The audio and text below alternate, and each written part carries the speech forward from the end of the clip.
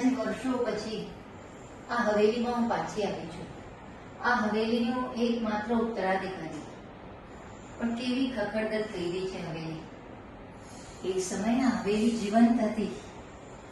એની દિવાલોમાં ઇતિહાસ ગૂંજતો હતો અને દરવાજાઓમાં શૌર્યની ગાથાઓ ઝાંકતી હતી અને આંગણામાં માની બંગડીઓનો રણકાર અને ઓરડામાંથી આવતો પિતાજીનો કડકતો અવાજ અને નોકરોની ચહેલ પહેલ અને દૂર દાદીમાં હિંચકા પરથી આદેશો આપતા. આવી હતી આ જીવન હવેલી. અને જ્યારે તહેવારો આવતા ને તો દુલ્હનની જેમ હવેલીને શણગારતા. આંગણામાં રંગોળીઓ, હજારો દીવડાઓ અને ફૂલ માળાઓથી મહેકી ઉઠતી આ હવેલી. અને એ વખતે હવેલી શાહી કિલ્લા જેવી લાગતી. મારા પિતાજી ઠાકુર રણવિજયસિંહ, કચ્છના સૌથી મોટા જમીનદાર, મને કહેતા, બેટી, આ હવેલી ઈંટ પથ્થરની ઇમારત નથી, આ તો આપણી ધરોહર છે, વિરાસત છે.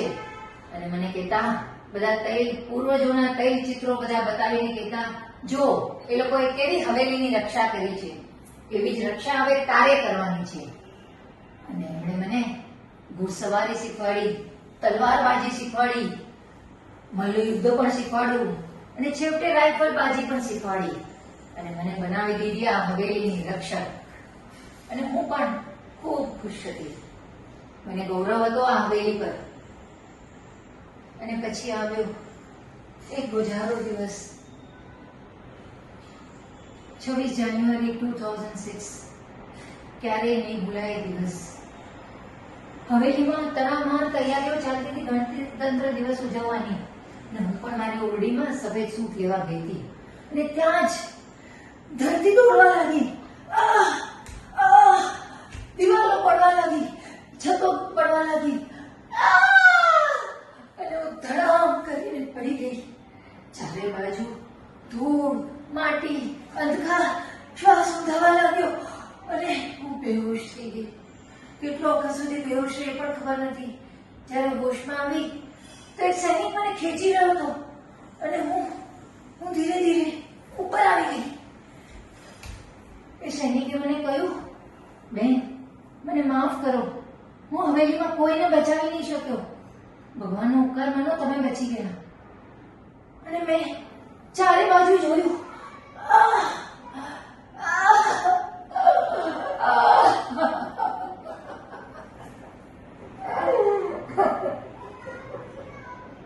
મારી હવેલીનું નામો નિશાન હતું. મેં સૈનિકને ધક્કો માર્યો. શા માટે મને બચાવી? જ્યારે મારી હવેલી નથી, મારા માતા પિતા નથી, તો કોને માટે જીવું અને શા માટે જીવું? સૈનિક મને ચૂપચાપ હાથ પકડીને રાહત કેમ્પમાં લઈ આવ્યો. રાહત કેમ્પમાં બધા દુઃખી લોકો હતા. કોઈનો હાથ કપાઈ ગયો તો, કોઈના પગ કપાઈ ગયા તો, કોઈની આંખો. એ બધાને જોઈને મને મારું દુઃખ બહુ આમનું લાગ્યું. એણે મને કહ્યું, હવે આ બધાની તમે સેવા કરો. અને મેં પણ શરૂઆત કરી.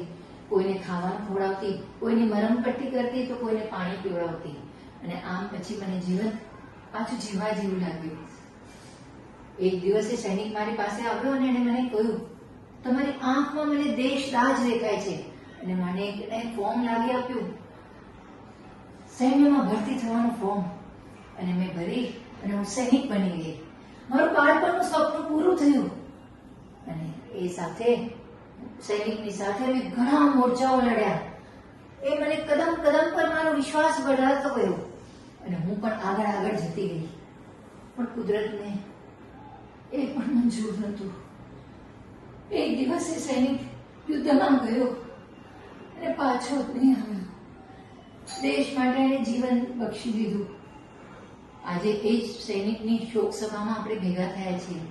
આજે એની શ્રદ્ધાંજલિ રૂપે હું મારા હવેલીની ચાવી આજે સૈન્યને અર્પણ કરું છું. અહીંયા બનશે હવે સૈનિક પ્રશિક્ષણ કેન્દ્ર. લાખો સૈનિકો, હજારો બાળાઓ અહીંયા ગૌરવભેર જીવશે અને યુદ્ધની તાલીમ લેશે અને દેશ માટે લડશે. અને હું પણ પ્રણ લઉં છું કે જીવીશ ત્યાં સુધી દેશ માટે લડતી રહીશ. અને આજ છે મારી આ શ્રદ્ધાંજલિ એ સૈનિકને, જેણે મને નવું જીવન આપ્યું, જેણે જીવવાની મને નવી દિશા આપી. જય હિન્દ.